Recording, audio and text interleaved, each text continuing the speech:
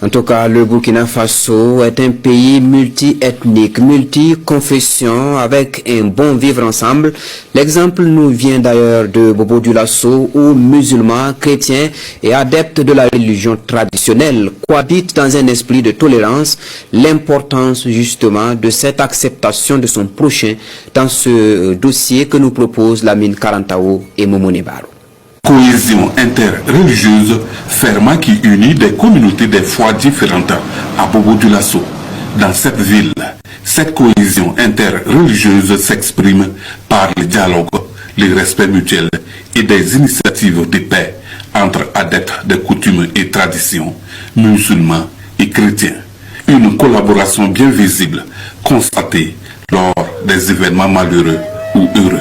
Hier, comme dans plusieurs années, nos frères d'autres confessions religieuses assistent à notre prière de Tabaski ou bien prière de Ramadan, El Fitr. Ça montre le respect mutuel entre les religions. Ça montre encore que la cohésion sociale, ça marche toujours.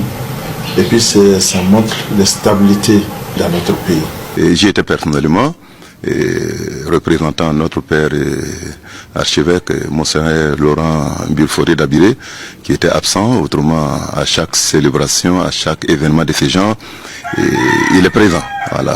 Ce dialogue des religions lui tient vraiment à cœur. Chez les traditionnalistes, le vivre ensemble avec les autres confessions religieuses est une réalité. Cet esprit de cohésion se manifeste à toutes les occasions et Blaise Sanou, issu de la caste des forgerons, trouve magnifique cette collaboration interreligieuse.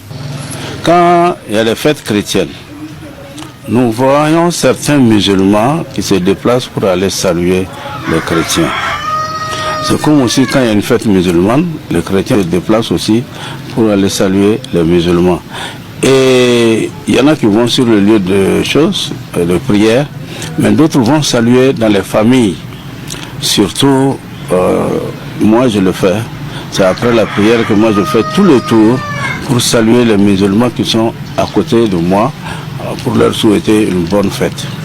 Quand nous parlons de la fraternité, nous sommes tous des frères et sœurs. Dans une famille, vous pouvez trouver des musulmans, des chrétiens et d'autres aussi de la religion traditionnelle. Alors le problème se pose où? Ces moments de fraternité permettent de maintenir et consolider l'équilibre social.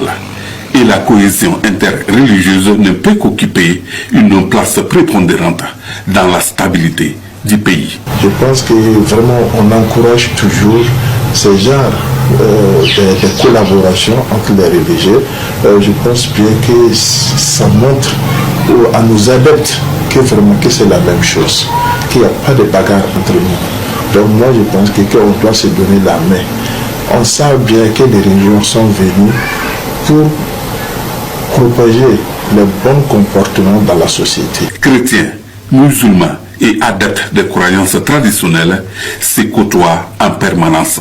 Tous ces leaders sont unanimes ici qu'il n'y a pas de place pour des vendeurs d'illusions qui tentent de s'aimer la zizanie afin de porter un coup dur à la cohésion interreligieuse, ciment de vivre ensemble au Burkina Faso. Ce qui concerne les lieux de prière, oui. Et je pense que dans cet avant-projet de loi, on a parlé que les lieux de culte, oui. La construction des lieux de culte n'est pas autorisée dans les services publics, oui. Excepté dans les hôpitaux, on peut construire des lieux de culte. Oui. Dans les prisons, oui. On peut construire les lieux de culte. Oui. Dans les hôpitaux également, oui. Qu'on peut construire les lieux de culte. Oui. Je pense que c'est ça l'avant-projet de loi. Mais dans les autres services, on ne peut pas construire des lieux de culte. Vraiment. Mais le gouvernement n'interdit personne de prier. Non. Jamais. Non. Tout le monde, tu peux prier dans ton bureau. Oui. Tu peux trouver un coin, prier. Mais où est le problème? Même voilà. Oui.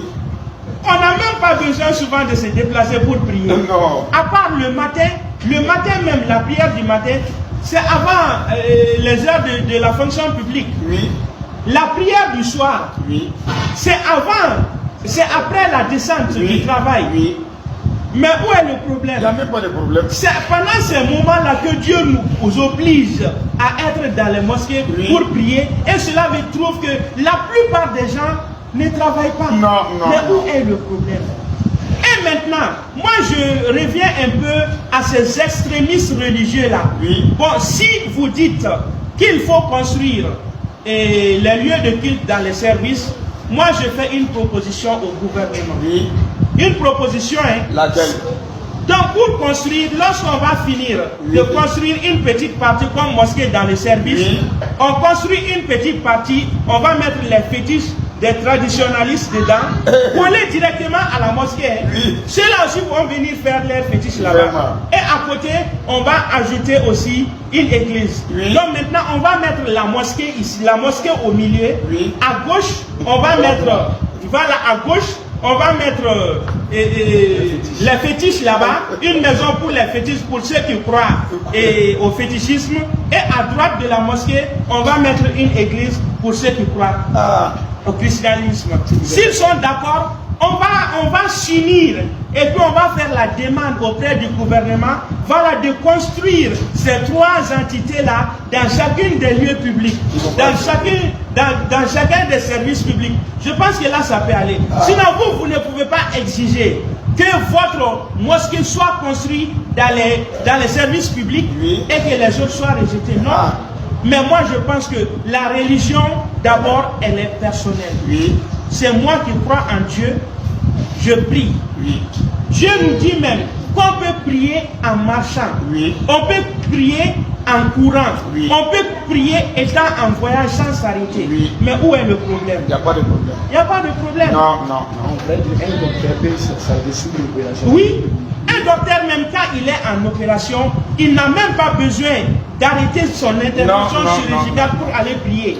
Étant en opération, sans arrêter l'opération, il prie au fond de lui. Vraiment. Dieu a donné cette autorisation-là. Il prie au fond de lui.